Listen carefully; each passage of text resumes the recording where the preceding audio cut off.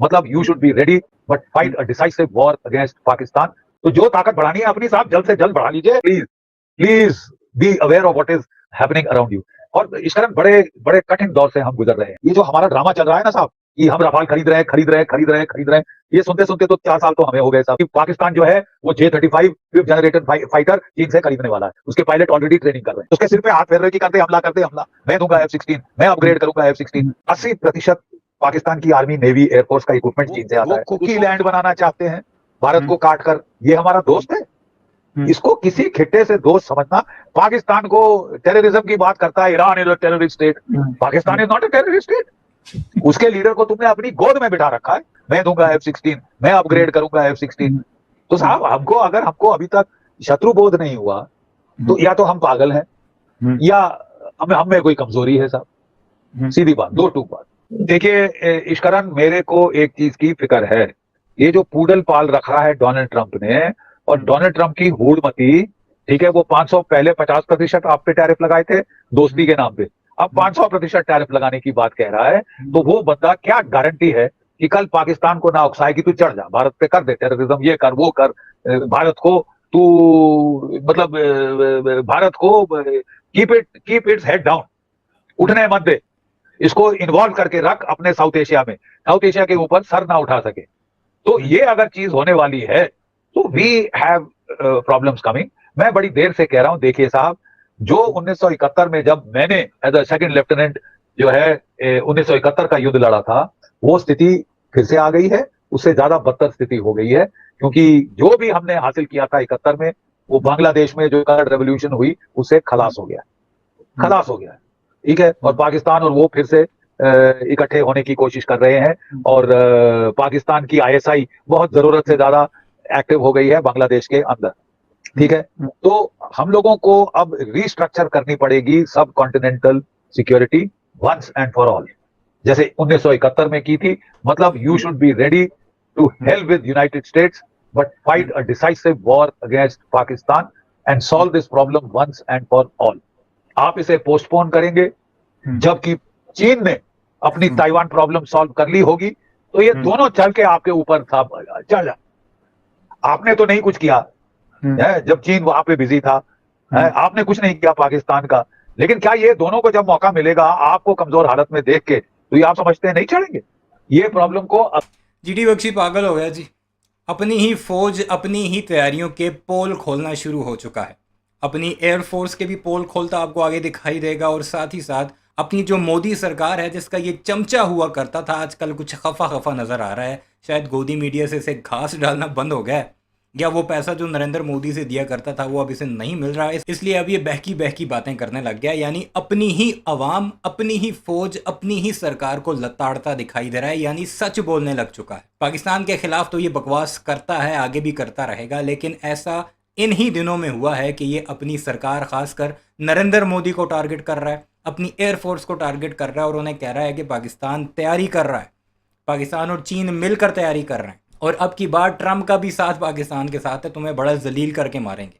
तो सुनते हैं और इन्जॉय करते हैं। GD बख्शी जब पागल होता है तो हम बहुत इन्जॉय करते हैं, तो आपने भी इन्जॉय करना है। कमेंट सेक्शन में अपनी राय का इजहार भी ज़रूर कीजिएगा। चैनल को सब्सक्राइब नहीं किया तो उसे भी ज़रूर कीजिएगा। भी सॉल्व कर लीजिए, आगे मुसीबत आपकी, जितना प्रोक्रेस्टिनेट करोगे मुसीबत बढ़ती जाएगी। You might as well solve this problem once and for all. Sir, India placed in this कि भारत के लिए क्या इसमें अगर एक या दो लेसन हो इस पूरी सिचुएशन में, क्योंकि एक तो आप कह रहे हो कि पाकिस्तान पे this is the right time, US is busy, Pakistan में बलूचिस्तान भी है, अफगानिस्तान वॉर भी है, वाटर ट्रीटी भी है, पर भारत के लिए सर कोई की लेसन आपको लग रहा है पिछले 2 सालों में जो ये हालत हो चुकी है वर्ल्ड की? देखिए साहब, हमको अपनी मिलिट्री ताकत बढ़ानी पड़ेगी। हम जितना भी कह लें कि ये शांति का युग है, अफसोस असलियत ये है कि हर जगह लड़ाई हो रही है। 4 साल से यूक्रेन में चल रही है, ये 3 साल से मिडिल ईस्ट में चल रही है, जब से हमास का तमाशा शुरू हुआ था 23 में, ठीक है साहब। और ये ईरान की लड़ाई तो 2 महीने चल गई है और अभी अंत नहीं हुई है। वहां पे लड़ाई के बादल छा रहे हैं, ताइवान स्ट्रेट पे। आपका भारत पाकिस्तान का क्या होगा कुछ कहा नहीं जा सकता। तो एक तो हमको साहब जल्द से जल्द अपनी मिलिट्री पावर बढ़ानी होगी। ये जो हमारा ड्रामा चल रहा है ना साहब कि हम रफाल खरीद रहे हैं, ये सुनते सुनते तो 4 साल तो हमें हो गए साहब कि अभी RFP हो गया, अभी ये होगा, अभी वो होगा। ये ब्यूरोक्रेसी करते रहिएगा साहब, बाद में जो लेना है वो लीजिए। अगर आपको 160 रफाल चाहिए तो ले लो, नहीं तो सुखाई खरीदो 30। वो कोई प्रॉब्लम नहीं है, अपने देश में बनते हैं। और आपको चाहिए Su-57, क्योंकि पाकिस्तान जो है वो J-35 5th जनरेशन फाइटर चीन से खरीदने वाला है। उसके पायलट ऑलरेडी ट्रेनिंग कर रहे हैं चीन के अंदर, ठीक है। तो जो ताकत बढ़ानी है अपनी, साहब जल्द से जल्द बढ़ा लीजिए। कि हमको 10 साल है, कोई पता नहीं, जब हम तैयार हो जाएंगे हम तैयारी करेंगे, हम पहले भारत मंडपम बना ले, हम दूसरी पार्लियामेंट बना ले, हम ये कर ले, हम वो कर ले। साहब please please be aware of what is happening around you. और इस कारण बड़े बड़े कठिन दौर से हम गुजर रहे हैं, क्योंकि दुनिया में रस्साकशी चल रही है। यूनिसेंट्रिक यूनिपोलर ऑर्डर बनेगा या बाइपोलर ऑर्डर बनेगा? क्या America will be considered the biggest hegemon या चीन? कौन सबसे बड़ा हेजेमॉन माना जाएगा? अगर अमेरिका सबसे बड़ा हेजेमॉन माना जाता है तो भारत को Russia, India, China triangle, BRICS में शामिल होना पड़ेगा। ब्रिक्स वाले आज आपको कह रहे हैं साहब आप तो सबसे बड़े गद्दार निकले, हम डी-डॉलराइजेशन की बात कर रहे हैं, आप अमेरिका का सपोर्ट कर रहे हैं। देखिए, आपको इस देश में एक तबका है जो कि समझता है कि अमेरिका चढ़ता सूरज, अमेरिका डोनाल्ड ट्रंप है महान, दुनिया के बेसरताज बादशाह, उसकी गुलामी कर लो। 250 साल की गुलामी की आदत आपको है, तो अब इनकी गुलामी सही, श्वेत हमको चाहिए लॉर्ड। ये बातें कभी इससे पहले आपने सुनी है एसजीडी बख्शी की जुबानी? हमेशा प्रेज करता रहता है नरेंद्र मोदी को, हमेशा उसे उठाकर सर पर बिठाता है। अब जलील कर रहा है कि तुम पार्लियामेंट की दूसरी बिल्डिंग बना रहे हो और फलानी फलानी बिल्डिंगें बना रहे हो, जबकि पाकिस्तान J-35 ले रहा है। पाकिस्तान तैयारी कर रहा है, S-400 को उसने बाईपास कर दिया है। J-35 आते ही S-400 80-90% कबाड़ हो जाएगा, क्योंकि J-35 को उसकी स्टेल्थ टेक्नोलॉजी की वजह से S-400 डिटेक्ट ही नहीं कर पाएगा। ये है असल जीडी बख्शी।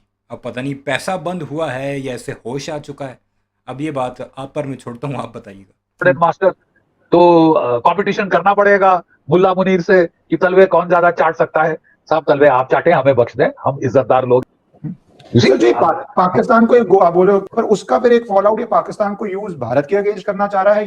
इस कारण ये गेम तो थोड़ी देर से पक रही है। 80% पाकिस्तान की आर्मी, नेवी, एयरफोर्स का इक्विपमेंट चीन से आता है।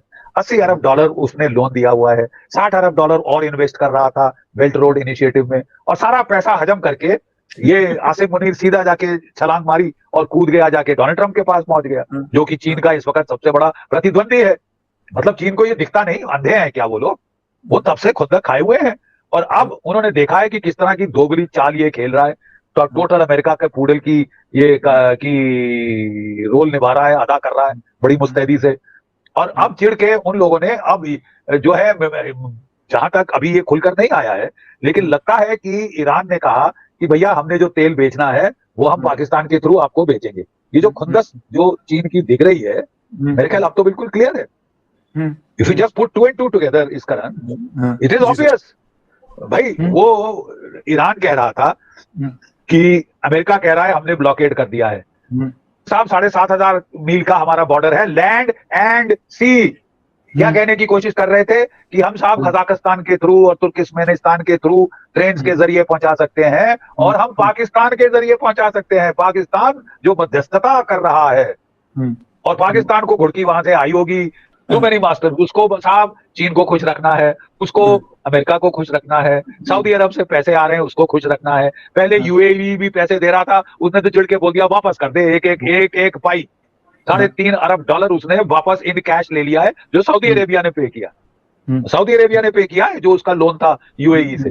सऊदी ने कौन सा फ्री में दिया है? उसके बदले में सैनिक मंगवा लिए हैं कि भैया तुम हमारे 13,000 फौजी 20 F-16 और JF-17 जहाज, बोले साडा हक एथे रख, ठीक है। और वो तो जो कि आया है खबरों में, और उसमें कहा जा रहा है कि एक न्यूक्लियर बॉम्ब या 1-2 वॉरेट भी वहां रखवा लिए हैं कि पे तो हमने किया था। तेरा न्यूक्लियर प्रोग्राम किसने फंड किया था? सऊदी अरेबिया ने फंड किया था, ठीक है। वो यहाँ रख दे चुपचाप से। सर इसमें एक इंडिया भी जो अभी प्रेशर कर रहा है, जिसके लिए पाकिस्तान फिर यूएन जा रहा है, यूएस जा रहा है, वो इंडस वाटर ट्रीटी को लेकर गर्मी शुरू हो गई है, सस्पेंशन चल रही है। सो सर अभी यूएन गया है, और यूएन का कुछ क्या ही कर लेगा यूएन, कि वो सस्पेंशन को हटाओ, फ्लो करो, टाइमली इंफॉर्मेशन दो, रोको मत।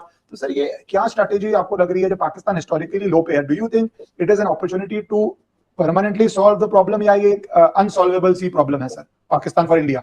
ये जी हमारे जीडी बख्शी साहब आजकल काफ़ी बदले दिखाई दे रहे हैं। गुस्सा वैसा ही है, पाकिस्तान के खिलाफ नफरत भी वैसी ही है, लेकिन कुछ नफरतें अपने लोगों के बारे में भी शो करते दिखाई दे रहे हैं। सारे मामले पर आपकी क्या राय है कमेंट सेक्शन में ज़रूर बताइएगा। चैनल को सब्सक्राइब नहीं किया तो ऐसे वीडियोस के लिए उसे भी ज़रूर सब्सक्राइब कीजिएगा।